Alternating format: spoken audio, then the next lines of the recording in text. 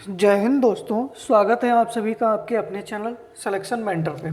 आज हम लोगों की शाम के 7:15 वाली क्लास नहीं हो पाई थी, जिसके लिए हम आपसे क्षमा चाहते हैं। और आज रात के जो 10 बजे आप लोगों की क्लास है, ये मैंने पूरी जीएस की ही बना दी है, जो शाम के 7:15 पे चलती है। समझो ये वही पूरी क्लास, आपको जीएस के पूरे 40 प्रश्न मिलेंगे। तो ये आज सामान्य ज्ञान का भंडारा है, आप लोग आराम से इसको देख के बढ़िया से तैयार करिएगा। देखिए, सबसे पहले तो आप सभी लोग वीडियो को शेयर कर दीजिएगा और वीडियो को लाइक कर दीजिएगा। आज का मौसम बड़ा मस्त है, ठीक है। तो दबा के पढ़िएगा, सोइएगा मत, ये वरना ये होने लगे ना नींद मार रहे हो। तो सोना नहीं है, अच्छे से पढ़ना है। समय कम है और पढ़ना ज़्यादा है, ठीक है। समय हमारे पास कम है और पढ़ना ज़्यादा है, तो इसके लिए हम लोग अपना टाइम मैनेजमेंट जो है उसको सही करिएगा आप लोग, और थोड़ा दबा के पढ़िएगा, ठीक है। बाकी पहले अगर आप लोगों का कोई डाउट हो तो आप हमसे पूछ सकते हैं। बाकी चलिए फिर शुरू करते हैं। पहले वीडियो को शेयर कर दीजिएगा आप लोग। और मैंने आप लोगों को एक टारगेट दे रखा है 1000 सब्सक्राइबर का, ठीक है। इसको आप लोग जल्दी से कवर कराइएगा हमारे, ठीक है। 18 तारीख को हमारी जब जियोग्राफी की क्लास हो, तब उसमें 1000 सब्सक्राइबर हमारे पास। आप लोग, हमको पूरा भरोसा है कि आप लोग इतना टारगेट जो है वो पूरा करेंगे। इतना भरोसा हमारे है, और हमारा भरोसा टूटे ना, ठीक है। तो हमारा भरोसा ना टूटे, इसके लिए आप लोग मेहनत करिएगा, ठीक है। चलिए शुरू करें फिर हम लोग। सभी लोग थम्स दिखाइएगा, फिर शुरू करते हैं आज की अपनी क्लास, ठीक है। जल्दी जल्दी सब लोग आ जाइएगा, थम्स दिखाइएगा, शुरू करते हैं। चलिए, बाकी आप लोगों को पता ही है हमारी मैराथन कब कब है। 18 तारीख को जियोग्राफी की है, 22 को पॉलिटी की है, 25 को इकोनॉमिक्स की है, 30 को स्टैटिक जीके की है, और 5 को करंट अफेयर्स की है, ठीक है। तो इस पर भी आप लोग ध्यान दीजिएगा। बाकी शुरू करते हैं। पहला प्रश्न है कि रक्त में किसकी अधिकता से ब्लू बेबी सिंड्रोम नामक बीमारी होती है? आयरन, लेड, नाइट्रेट या पारा? तो बताइएगा, पहले प्रश्न का सही आंसर क्या हो जाएगा कि रक्त में किसकी अधिकता से ब्लू बेबी सिंड्रोम नामक बीमारी होती है? तो पहले प्रश्न का सही आंसर आप लोगों का क्या हो जाएगा? नाइट्रेट हो जाएगा। क्या हो जाएगा? नाइट्रेट हो जाएगा। नाइट्रेट की कमी से क्या होता है शरीर में? ब्लू बेबी सिंड्रोम नामक बीमारी होती है। इसको आप लोग याद रखिएगा, ठीक है। अगला प्रश्न है कि हमारे शरीर में ऑक्सीजन का परिवहन एक प्रोटीन द्वारा होता है जिसका नाम है कोलेजन, मायोग्लोबिन, हीमोग्लोबिन या केराटिन। मतलब हमारे शरीर में ऑक्सीजन, देखो आज के सारे प्रश्न जो हैं मैंने यूपी ट्रिपल एससी, ठीक है, के प्रीवियस ईयर क्वेश्चंस लिए हैं, ठीक है। कैसे क्वेश्चन है ये? सारे यूपी ट्रिपल एससी के प्रीवियस ईयर क्वेश्चन हैं, कि जो अभी तक यूपी ट्रिपल एससी ने किसी न किसी एग्जाम में पूछ रखे हैं, ठीक है। तो सारे प्रश्न वही हैं, तो आपसे इन्हीं प्रकार के प्रश्न आपसे बन सकते हैं। तो इसलिए आप लोग इसका पैटर्न भी देख लीजिएगा, इसी पैटर्न पे आप लोगों से क्वेश्चन मिलेगा। तो बताइएगा कि हमारे शरीर में ऑक्सीजन का परिवहन कौन सा प्रोटीन करता है? तो हीमोग्लोबिन। कौन करता है? हीमोग्लोबिन करता है। तो दूसरे प्रश्न का कौन सा आंसर सही हो जाएगा आपका? सी ऑप्शन बिल्कुल सही हो जाएगा, ठीक है। अगला प्रश्न है कि खाद्यान्नों के संरक्षण के लिए निम्न में से किसका प्रयोग किया जाता है? ठीक है, जो खाद्यान्न होते हैं या गेहूं, धान वगैरह के जो संरक्षण होता है, खाद्यान्न जो भी होगा उसके संरक्षण के लिए किसका प्रयोग किया जाता है? Vinegar, sodium chloride, potassium permanganate या सोडियम बेंजोएट? तो बताइएगा कि खाद्यान्नों के संरक्षण के लिए किसका प्रयोग किया जाता है? जल्दी से बताइएगा। सही आंसर आप लोगों का क्या हो जाएगा कि खाद्यान्नों के संरक्षण के लिए किसका प्रयोग किया जाता है? सही आंसर क्या होगा? तो सही आंसर आप लोगों का क्या हो जाएगा? Sodium benzoate. क्या हो जाएगा? डी ऑप्शन सही हो जाएगा। जो सोडियम बेंजोएट है, खाद्यान्न के संरक्षण के लिए इसका प्रयोग किया जाता है, ठीक है। अगला प्रश्न है कि कीटाणुओं को मारने के लिए स्विमिंग पूल में डाले जाने वाला गैर धातु कौन सा है? ठीक है, कीटाणुओं को मारने के लिए स्विमिंग पूल में डाले जाने वाला गैर धातु कौन सा है? ऑक्सीजन, क्लोरीन, आयोडीन और नाइट्रोजन। तो बताइएगा इस प्रश्न का आप लोगों का सही आंसर क्या हो जाएगा? जल्दी से सही आंसर बताइएगा। चौथे प्रश्न का सही आंसर आप लोगों का क्या होगा? तो चौथे प्रश्न का सही आंसर आप लोगों का क्या हो जाएगा? क्लोरीन हो जाएगा। क्या हो जाएगा?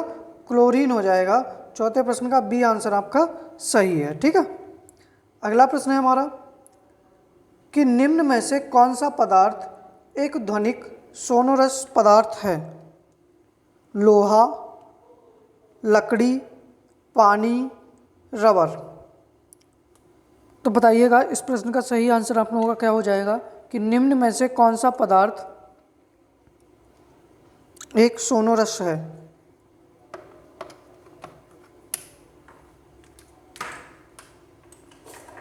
तो सही आंसर आपका हो जाएगा लोहा।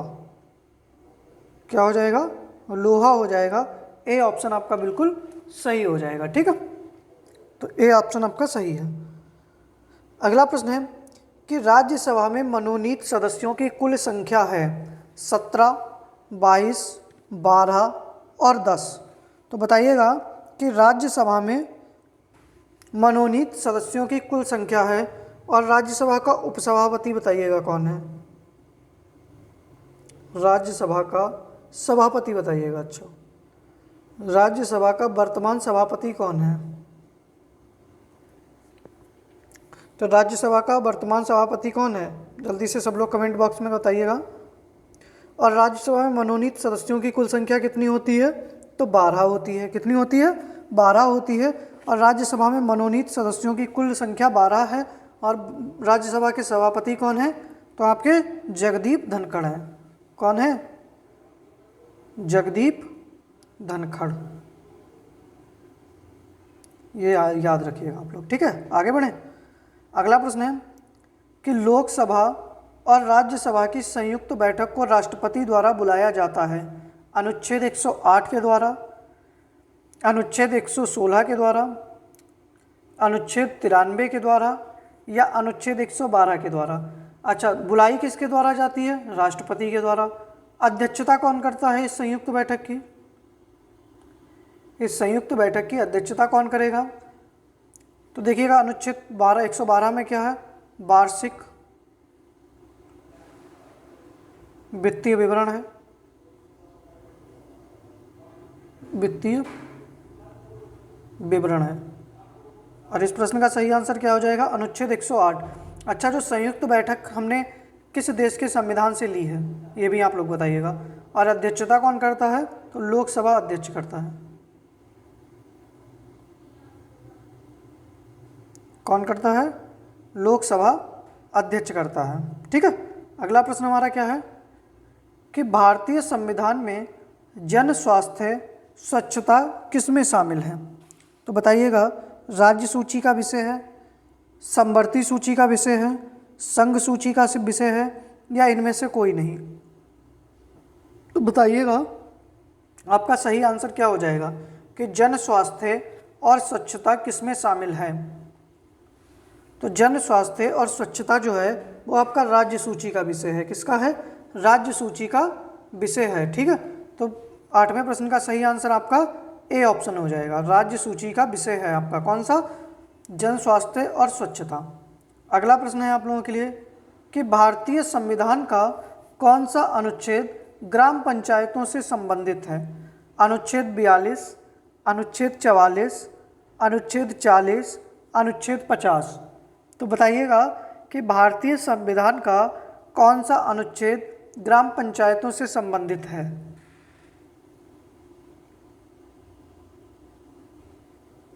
अच्छा, बताइएगा जल्दी से। और हो सके तो जो भी इसमें आ रहे हैं उन सबको बताइएगा आप। देखो 44 में क्या है? समान नागरिक संहिता है। समान नागरिक संहिता है। ठीक है, और ये किस राज्य में लागू है? तो केवल गोवा राज्य में अभी तक लागू हुई है। ठीक है, अनुच्छेद 40 किससे संबंधित है? तो ग्राम पंचायतों के गठन से संबंधित है। तो ऑप्शन कौन सा सही हो जाएगा? सी हो जाएगा। अनुच्छेद 50 में क्या है? कार्यपालिका का न्यायपालिका से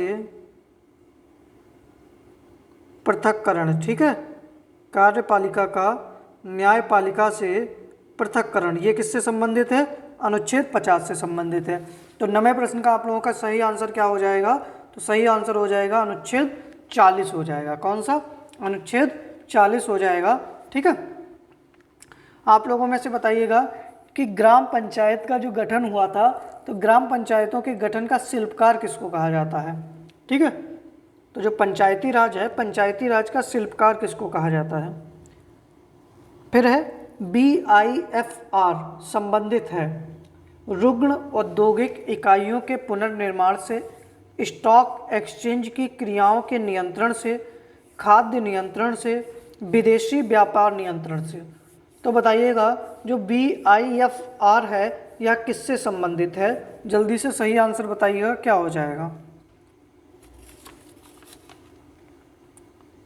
जल्दी से बताइएगा, इस प्रश्न का सही आंसर आप लोगों का क्या हो जाएगा?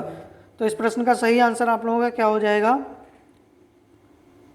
रुग्ण औद्योगिक इकाइयों के पुनर्निर्माण से, ठीक है, ए ऑप्शन सही हो जाएगा कि रुग्ण औद्योगिक इकाइयों के पुनर्निर्माण से BIFR जो है वो संबंधित है, ठीक है। अगला प्रश्न है कि भारत में हरित क्रांति के प्रणेता कौन थे? Norman Borlaug, MS Swaminathan, Verghese Kurien और BR मेहता। तो बताइएगा कि भारत में हरित क्रांति के प्रणेता कौन थे? तो BR मेहता पंचायती राज के शिल्पकार, पंचायती राज के शिल्पकार कहा जाता है, ठीक है उनको।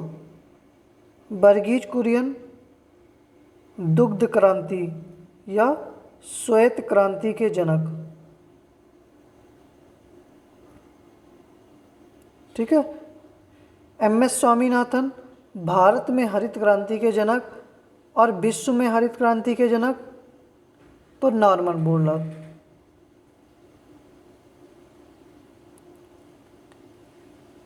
ठीक है। विश्व में हरित क्रांति के जनक कौन है? तो नॉर्मन बोरलॉग हैं, ठीक है। और भारत में हरित क्रांति के कौन है? तो MS स्वामीनाथन है, तो B ऑप्शन सही हो जाएगा। वर्गीज कुरियन किसके हैं? दुग्ध या श्वेत क्रांति के जनक हैं। और BR मेहता जी जो हैं वो आपके पंचायती राज के शिल्पकार कहे जाते हैं, ठीक है। तो 11वें प्रश्न का B आंसर आप लोगों का बिल्कुल सही हो जाएगा, ठीक है। बाकी आप लोग बताइएगा कि क्लास आप लोगों को कैसी लग रही है। अगर इन सबकी आपको PDF चाहिए है तो PDF के लिए आप लोग हमारे टेलीग्राम चैनल को जुड़ सकते हैं, लिंक आपको डिस्क्रिप्शन बॉक्स में मिल जाएगा, वरना आप लोग सर्च कर लीजिएगा सिलेक्शन, ठीक है, मेंटर के नाम से, 2 बार R है लास्ट में, इसके नाम से आप लोग सर्च करिएगा, आपको टेलीग्राम चैनल हमारा मिल जाएगा, ठीक है। वहाँ से ज्वाइन कर लीजिएगा, आपको सारी PDFs वहाँ पर मिल जाएंगी, ठीक है। अगला प्रश्न है हमारा कि भारत में निम्न में से किस बैंक ने सर्वप्रथम इंटरनेट बैंकिंग सेवाओं की पेशकश की? HDFC bank, SBI bank, ICICI bank या यस बैंक। तो बताइएगा 12वें प्रश्न का सही आंसर क्या हो जाएगा कि सर्वप्रथम इंटरनेट बैंकिंग सेवाओं की पेशकश किसने की?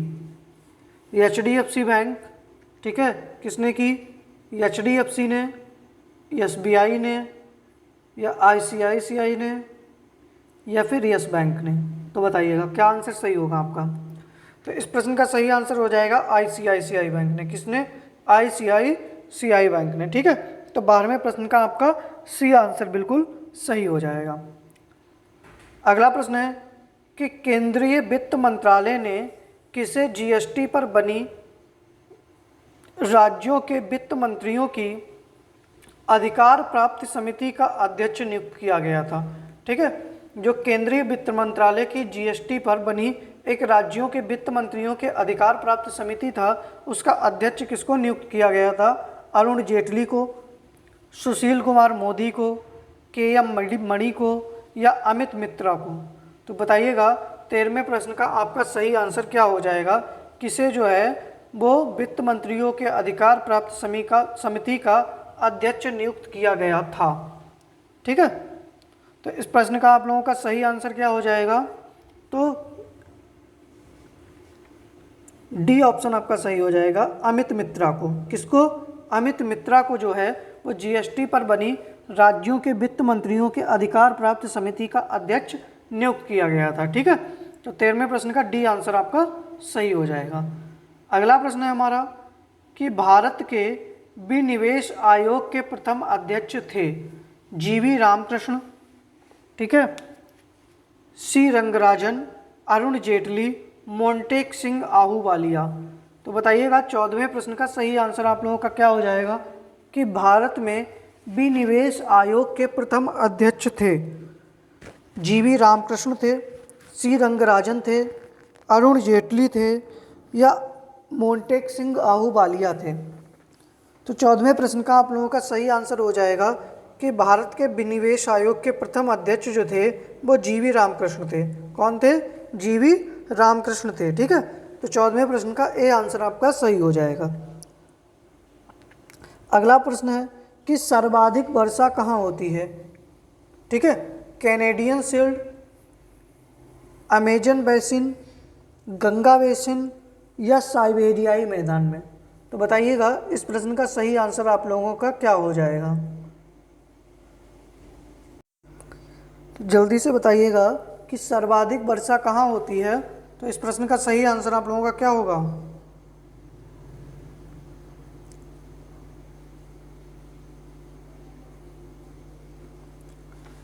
तो अमेजन बेसिन में। कहाँ पर? अमेजन बेसिन में सर्वाधिक वर्षा होती है। स्थान पूछता ना तो स्थान तो आपका क्या हो जाता? मासिनराम और चेरापूंजी। ठीक है, मासिनराम। लेकिन सर्वाधिक वर्षा कहाँ होती है? तो वो अमेजन बेसिन में होती है, अमेजन नदी के किनारे। ठीक है, घने जंगल पाए जाते हैं। ठीक है, यहीं पर क्या होता है? ब्राज़ील में यहीं पर सबसे ज़्यादा वर्षा होती है। ठीक है, अगला प्रश्न है कि सर्वाधिक नगरीकृत महाद्वीप है अफ्रीका, ऑस्ट्रेलिया, उत्तरी अमेरिका और यूरोप। तो बताइएगा कि सर्वाधिक नगरीकृत महाद्वीप कौन सा है? तो आपका 16वें प्रश्न का सही आंसर क्या हो जाएगा कि सर्वाधिक नगरीकृत महाद्वीप जो है वो उत्तरी अमेरिका है। कौन सा है? उत्तरी अमेरिका है। तो 16वें प्रश्न का आपका कौन सा आंसर सही हो जाएगा? सी ऑप्शन बिल्कुल सही हो जाएगा। ठीक है, अगला प्रश्न है हमारा कि सर्वाधिक जनसंख्या वृद्धि दर वाला देश है नाइजीरिया, मकाऊ, जापान, अफगानिस्तान। तो बताइएगा सर्वाधिक जनसंख्या वृद्धि दर वाला देश है कौन सा हो जाएगा? देखो जापान में क्या है आपका? सर्वाधिक जीवन प्रत्याशा। क्या है? सर्वाधिक जीवन प्रत्याशा। ठीक है, मकाऊ में क्या है? सर्वाधिक जनघनत्व। सर्वाधिक जनघनत्व। अफगानिस्तान में क्या है? सर्वाधिक शिशु मृत्यु दर। शिशु मृत्यु दर। और नाइजीरिया में आपका क्या है? सर्वाधिक जनसंख्या वृद्धि दर वाला जो देश है वो आपका कौन सा है? नाइजीरिया है। ठीक है, तो 17वें प्रश्न का ए आंसर आपका सही हो जाएगा। अगला प्रश्न है हमारा कि कीव शहर किस नदी के तट पर स्थित है? हडसन, नीपर, डैन्यूब और टिग्रिस। तो पहले तो आप लोग बताइएगा कीव किस की राजधानी है? कीव किस देश की राजधानी है? तो किसकी है? यूक्रेन की। किसकी है? यूक्रेन की राजधानी है। किस नदी के किनारे स्थित है? जल्दी से बताइएगा 18वें प्रश्न का सही आंसर क्या होगा? तो देखिएगा टिग्रिस इराक का शहर है बगदाद। तो बगदाद किसके किनारे स्थित है? टिग्रिस नदी के किनारे। डैन्यूब नदी के किनारे कौन सा देश स्थित है? तो सर्बिया की राजधानी है बेलग्रेड। किसकी? सर्बिया देश की राजधानी है बेलग्रेड जो है वो किसकी नदी के किनारे है? डैन्यूब नदी के किनारे। कीव शहर जो है वो नीपर नदी के किनारे है। और हडसन नदी के किनारे कौन सा शहर है? तो न्यूयॉर्क शहर है। कौन सा है? न्यूयॉर्क शहर जो है वो हडसन नदी के तट पर स्थित है और कीव शहर नीपर नदी के तट पर स्थित है। तो बी ऑप्शन सही हो जाएगा। अगला प्रश्न है कि चमेरा बांध किस नदी पर बनाया गया है? सतलज, रावी, ब्यास और चिनाब। तो बताइएगा जो चमेरा बांध है वो किस नदी पर बनाया गया है? तो किस नदी पर बनाया गया है? जल्दी से सही आंसर दीजिएगा। तो सही आंसर हो जाएगा आपका रावी नदी के तट पर। किसका? रावी नदी के तट पर कौन सा बांध बनाया गया? आपका चमेरा बांध बनाया गया है। ठीक है। अगला प्रश्न है हमारा कि काकरापार नाभिकीय ऊर्जा केंद्र स्थित है? गुजरात, तमिलनाडु, महाराष्ट्र और कर्नाटक।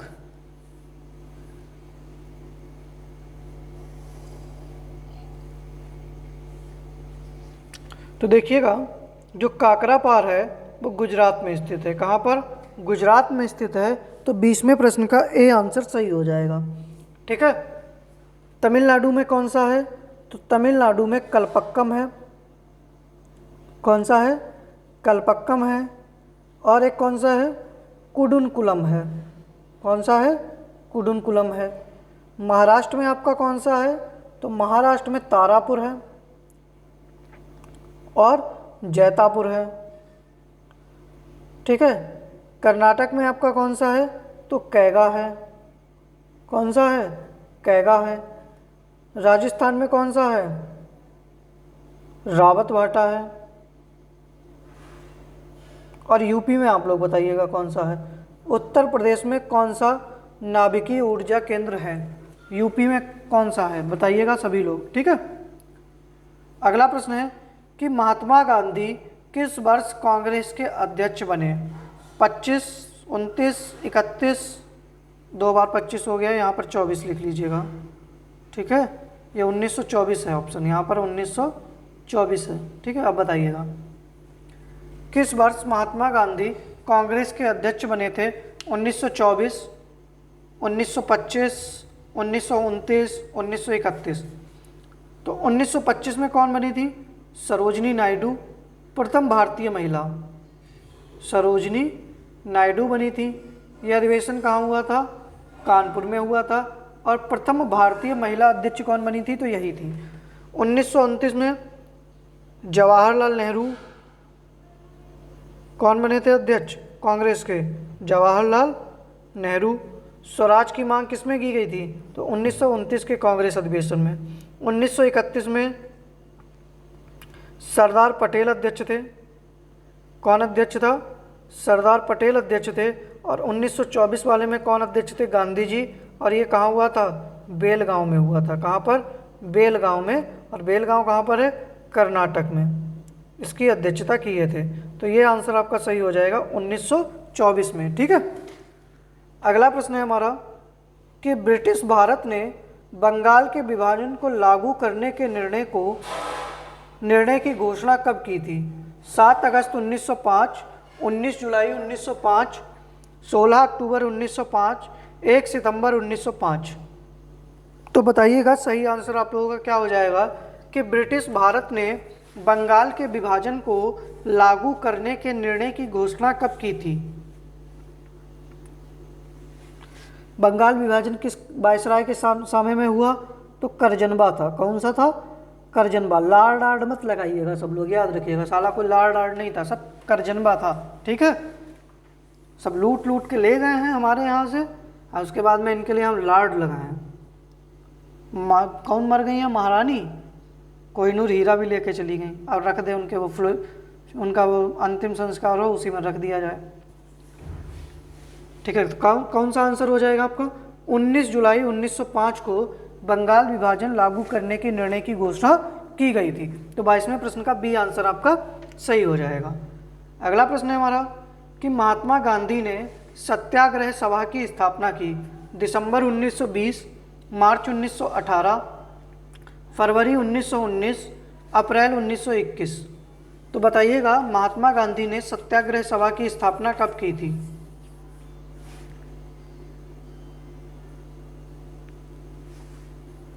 तो महात्मा गांधी ने सत्याग्रह सभा की स्थापना फरवरी 1919 में की थी। फरवरी 1919 में की थी। तो 23वें प्रश्न का सी आंसर आपका सही हो जाएगा।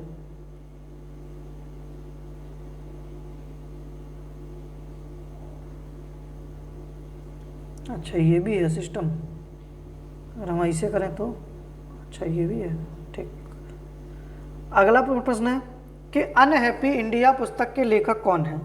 लाला लाजपत राय, पट्टाभी सीतारमैया, दीनबंधु मित्र, राजेंद्र प्रसाद।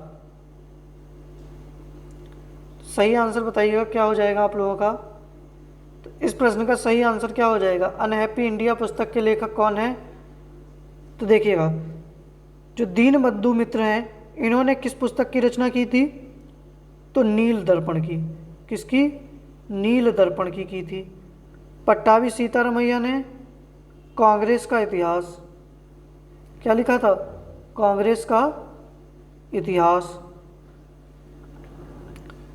राजेंद्र प्रसाद ने इंडिया डिवाइडेड, कौन सी पुस्तक लिखी?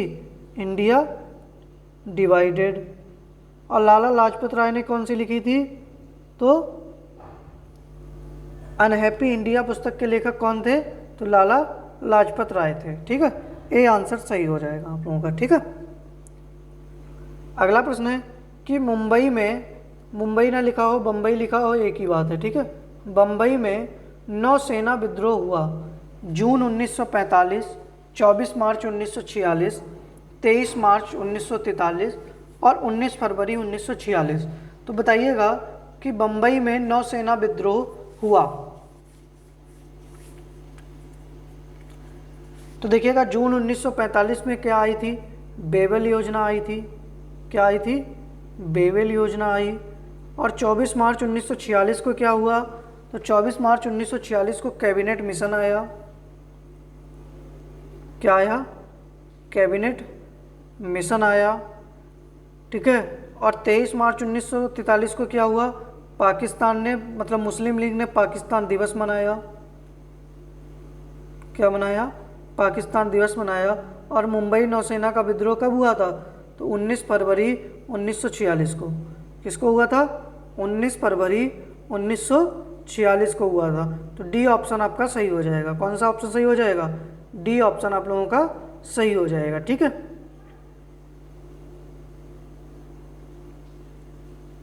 डी ऑप्शन सही हो जाएगा। अगला प्रश्न है हमारा कि प्लासी का युद्ध कब लड़ा गया? 1764, 1757, 1751, 1707।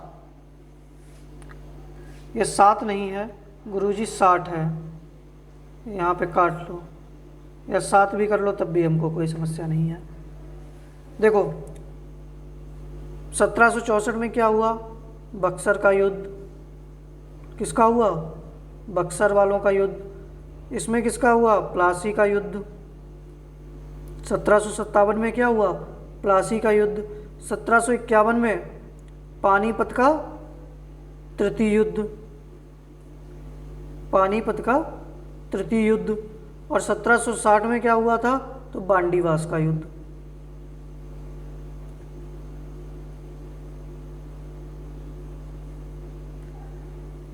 कौन सा हुआ? तो बांडीवास का युद्ध हुआ। तो इस प्रश्न का सही आंसर आपका क्या हो जाएगा? बी ऑप्शन सही हो जाएगा। ठीक है, तो 26वें प्रश्न का बी आंसर सही हो जाएगा। फिर अगला प्रश्न है कि निम्न में से किसने औरंगजेब को ईमानदार की उपाधि दी थी? राजा राम, संभाजी, नाना फडणवीस, ताराबाई। तो 27वें प्रश्न का सही आंसर आप लोगों का क्या हो जाएगा कि औरंगजेब को ईमानदार की उपाधि ताराबाई ने दी थी। किसने? ताराबाई के द्वारा दी गई थी। ठीक है, डी ऑप्शन आपका सही हो जाएगा। अगला प्रश्न है कि निम्न में से किस सम्राट के शासनकाल में भारत का पहला रुपया मुद्रित हुआ? अकबर, हुमायूं, सिकंदर लोधी या शेरशाह सूरी। तो बताइएगा 28वें प्रश्न का सही आंसर आप लोगों का क्या हो जाएगा? तो क्या हो जाएगा? शेरशाह सूरी के समय में भारत का पहला रुपया जो था, भारत की पहली मुद्रा रुपया जो थी वो मुद्रित हुई थी। ठीक है, तो डी ऑप्शन सही हो जाएगा। 12वीं शताब्दी के आरंभ पर दिल्ली पर किसका शासन था? तोमर वंश, खिलजी वंश, सैयद वंश या फिर आपका तुगलक वंश? तो बताइएगा सही आंसर आप लोगों का क्या हो जाएगा कि 12वीं शताब्दी के आरंभ पर किस वंश का शासन था? तो तोमर वंश के शासकों का शासन था। किसका? तोमर वंश के शासकों का शासन था।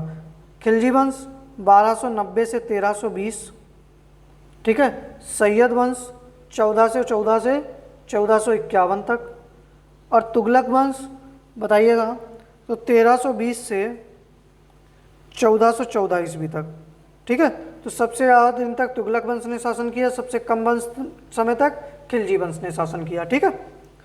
अगला प्रश्न है हमारा कि निम्नलिखित में मौर्य कला का सर्वोत्तम प्रतिमान कौन सा है? बारादरी, चैत्य, स्तूप या स्तंभ? तो बताइएगा 30वें प्रश्न का सही आंसर आप लोगों का क्या हो जाएगा कि निम्नलिखित में मौर्य कला का सर्वोत्तम प्रतिमान कौन सा है? तो क्या है आपको लोगों का? स्तंभ है। क्या है? स्तंभ है। क्योंकि देखो भाई, अशोक क्या लिखवाता था? स्तंभ ही तो करवाता था, ठीक है।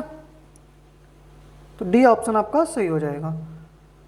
किस देश ने अपनी पहली राष्ट्रीय सुरक्षा नीति की शुरुआत की? नल्ला पाकिस्तान ने, कार्बन निगेटिव देश भूटान ने, बर्बाद देश श्रीलंका ने, या हमारे बांग्लादेश ने? एशिया कप में हारा हुआ देश, ठीक है। इस तरीके से याद कर लीजिएगा। नागिन डांस बहुत करते हैं, जब ये मैच जीत जाते हैं तो नागिन डांस बहुत करते हैं, और इस बार इनको श्रीलंका ने हराकर बहुत नागिन डांस किया था एशिया कप में। तो देखो किस देश ने अपनी पहली राष्ट्रीय सुरक्षा नीति? तो नल्ला पाकिस्तान ने। किसने? नल्ला पाकिस्तान ने, जिसको श्रीलंका ने हरा दिया किसमें? एशिया कप में, ठीक है। और एशिया कप जीत लिया, किसको? नल्ला पाकिस्तान को हराकर, ठीक है। तो 31वें प्रश्न का ए आंसर सही हो जाएगा। फिर अगला प्रश्न है कि वयस्कों के खिलाफ सोशल मीडिया पर हो रहे दुर्व्यवहार के लिए ऑनलाइन सेफ्टी बिल को किस देश में लागू किया गया? बताइएगा किस देश में लागू किया गया online safety bill? America, France, Bharat, Australia? तो बताइएगा 32वें प्रश्न लोग का आप लोगों का सही उत्तर क्या होना चाहिए? तो सही उत्तर होना चाहिए ऑस्ट्रेलिया। क्या होना चाहिए? ऑस्ट्रेलिया। तो 32वें प्रश्न का डी आंसर आप लोगों का सही हो जाएगा। अगला प्रश्न है हमारा कि I know why the caged birds sings, या किसकी आत्मकथा है? Maya Angelou, Mother Teresa, Greta Thunberg या देविका रंगाचारी? तो बताइएगा सही आंसर इसका क्या हो जाएगा? I know why the caged birds sings किसकी आत्मकथा है? तो ये किसकी हो जाएगी? माया एंजेलो की हो जाएगी। 33वें प्रश्न का ए आंसर आप लोगों का सही हो जाएगा। अगला प्रश्न है हमारा कि बीमा कंपनियों में स्वीकार्य प्रत्यक्ष विदेशी निवेश को 49% से बढ़ाकर कितना कर दिया गया? 55%, 51%, 67% या 74%? तो बताइएगा 34वें प्रश्न का आप लोगों का सही आंसर क्या होना चाहिए? तो बीमा कंपनियों ने 49% से बढ़ाकर प्रत्यक्ष विदेशी निवेश कितना हो गया? 74% हो गया। एफडीआई कितना हो गया? 74%, ठीक है। तो इस प्रश्न का डी आंसर आपका सही हो जाएगा। अगला प्रश्न है कि विश्व दलहन दिवस कब मनाया जाता है? 10 फरवरी, 22 फरवरी, 15 मार्च या 25 अप्रैल? ये प्रश्न, इस प्रश्न में आदित्य तुम्हारा एक वो दिवस वाला था, विश्व उपभोक्ता दिवस और राष्ट्रीय उपभोक्ता दिवस, वो आप लोगों का बिल्कुल कवर हो जाएगा, ठीक है। आदित्य ध्यान देना आप। तो 25 अप्रैल को क्या मनाया जाता है? विश्व मलेरिया दिवस। विश्व मलेरिया दिवस। 15 मार्च को हमारा क्या मनाया जाता है? तो विश्व उपभोक्ता दिवस। और मैंने उस दिन क्या पढ़ाया था? राष्ट्रीय उपभोक्ता दिवस, ठीक है आदित्य। विश्व उपभोक्ता दिवस। 22 फरवरी को आपको क्या मनाया जाता है? विश्व चिंतन दिवस। क्या मनाया जाता है? विश्व चिंतन दिवस। और इस प्रश्न का सही आंसर 10 फरवरी को विश्व दलहन दिवस मनाया जाता है। 35वें प्रश्न का ए आंसर आप लोगों का सही हो जाएगा। ठीक है, अगला प्रश्न है हमारा कि हाल ही में आज़ादी के अमृत महोत्सव के अवसर पर किस राज्य में बिजली उत्सव का आयोजन किया गया? मणिपुर, छत्तीसगढ़, उड़ीसा, इनमें से सभी। तो 36वें प्रश्न का सही आंसर आप लोगों का क्या हो जाएगा कि आज़ादी के अमृत महोत्सव पर मणिपुर में भी, छत्तीसगढ़ में भी, उड़ीसा में भी। तो डी ऑप्शन सही हो जाएगा, तीनों में बिजली उत्सव का आयोजन किया गया। ठीक है, 36वें प्रश्न का डी आंसर सही है।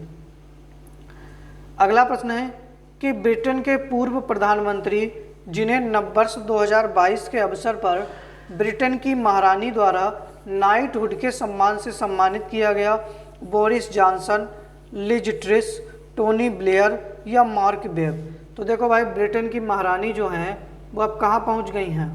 तो आप समझ सकते हो, इनका क्या हो गया? निधन, इनकी हो गई है मृत्यु। ठीक है, और इन्होंने नाइटहुड के सम्मान से किसको सम्मानित किया था? तो बोरिस जॉनसन क्या थे? पूर्व, अभी क्या थे? प्रधानमंत्री थे। ब्रिटेन की वर्तमान पीएम कौन है? तो लिज ट्रिस हैं। और किसको किया था? टोनी ब्लेयर को। किसको? टोनी ब्लेयर को नाइटहुड के सम्मान से सम्मानित किया था। ठीक है, तो 37वें प्रश्न का सी आंसर आप लोगों का सही हो जाएगा। अगला प्रश्न है कि हाल ही में 100% पेपरलेस होने वाली दुनिया की पहली सरकार कौन सी बनी है? तो दुबई। कौन सी बनी है? दुबई बनी है, या ऑप्शन में आ जाए संयुक्त अरब अमीरात। ठीक है, संयुक्त अरब अमीरात, चाहे तो कोई भी ऑप्शन में आ जाए, आप लोग आंसर कर दीजिएगा। अगला प्रश्न है कि कन्हैयालाल मणिकलाल केंद्रीय हिंदी संस्थान कहाँ स्थित है? प्रयागराज, वाराणसी, कानपुर या आगरा। तो बताइएगा सही आंसर आप लोगों का क्या हो जाएगा कि कन्हैयालाल मणिकलाल केंद्रीय हिंदी संस्थान जो है वो कहाँ पर स्थित है? तो आगरा में स्थित है। कहाँ स्थित है? आगरा में स्थित है। ठीक है, अगला प्रश्न है हमारा जो कि आज का अंतिम प्रश्न है कि गणेश बाग मंदिर कहाँ स्थित है? चित्रकूट, बांदा, महोबा या बदायूं। तो बताइएगा कि गणेश बाग मंदिर कहाँ पर स्थित है? तो गणेश बाग मंदिर कहाँ पर स्थित है? चित्रकूट में स्थित है। कहाँ पर?